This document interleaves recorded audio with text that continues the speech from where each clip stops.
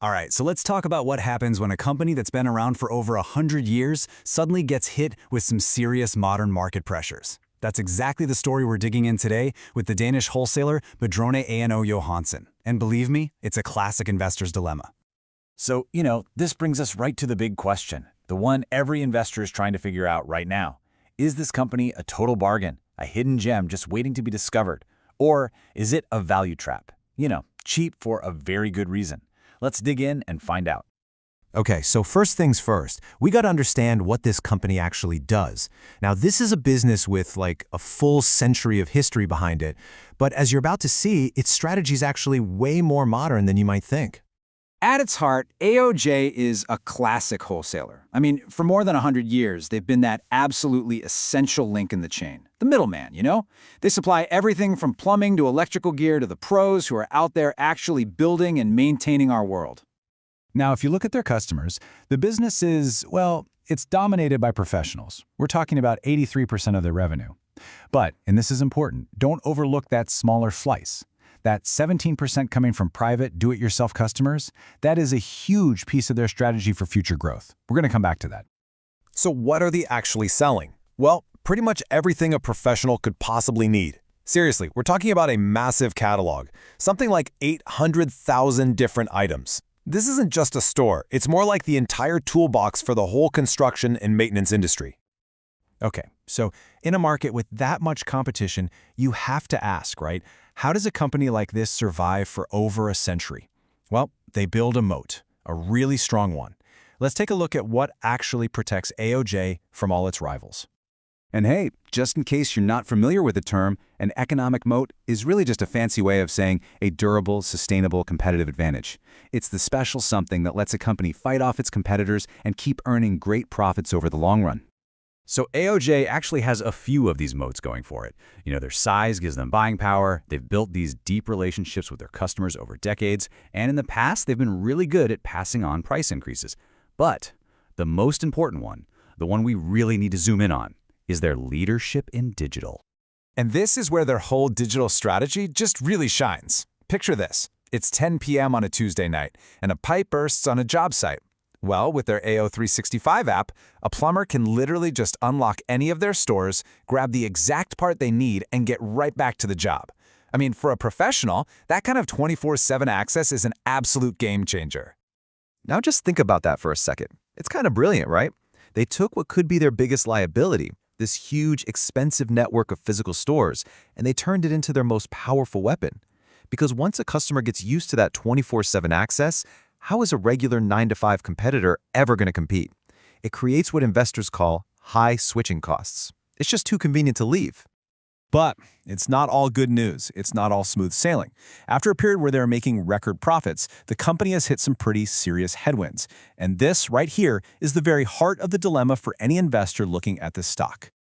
And you know what? The numbers really do tell the story. Take a look. While revenue has been kind of flat since that peak back in 2022, the real damage, that's happening further down the income statement. Just look at that EBITDA margin line. That sharp, steady decline is exactly what has investors so spooked right now. I mean, this drop is significant. We're talking about going from a really healthy 9.1% margin in 2022, and now it's been squeezed all the way down to 6.7%. For investors, that's a 240 basis point drop, and that is a massive red flag. You just can't ignore that. So, what's causing all this pressure? Well, it's kind of like a perfect storm of bad news hitting all at once. You've got fierce price wars breaking out, the construction market is slowing down, their own costs are going up, and on top of it all, some of their customers are struggling to pay their bills. It is a brutal environment for any company in this space. So what do you do when you're faced with all that pressure? Well, management isn't just sitting on their hands. Nope. They have launched a pretty aggressive countermove to fight back and really drive future growth. Their whole plan is built on three main pillars. First, they're going to double down on that digital leadership we talked about. Second, they want to grow that direct-to-consumer B2C business. And third, and this is a big one, they're going to expand aggressively but smartly across the entire Nordic region. And let me tell you, they are not wasting any time putting this plan into action. This year, 2024, has just been a complete blur of activity for them. It's like they've gone on a shopping spree, buying up key companies in Sweden and Norway to build a really serious foothold outside of Denmark. But here's the part that, as an investor, you really need to hear. This isn't just growth for the sake of growth. Management has a super strict rule. Every single one of these acquisitions has to be on track to deliver a 15% return on their investment within just 3 years.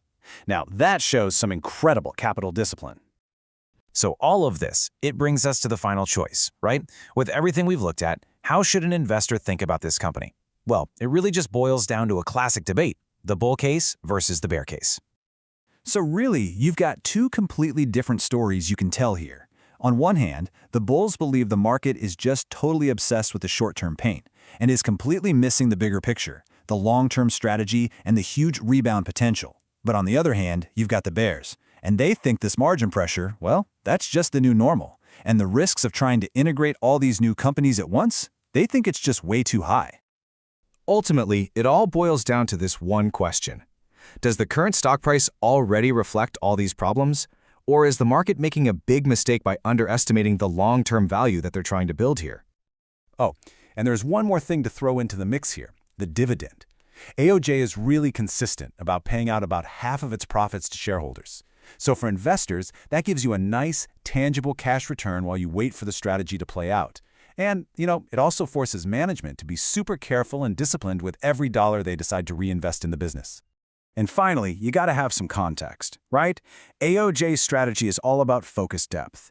They want to dominate their home turf in Denmark, perfect a winning playbook, and then just replicate that playbook in new Nordic markets.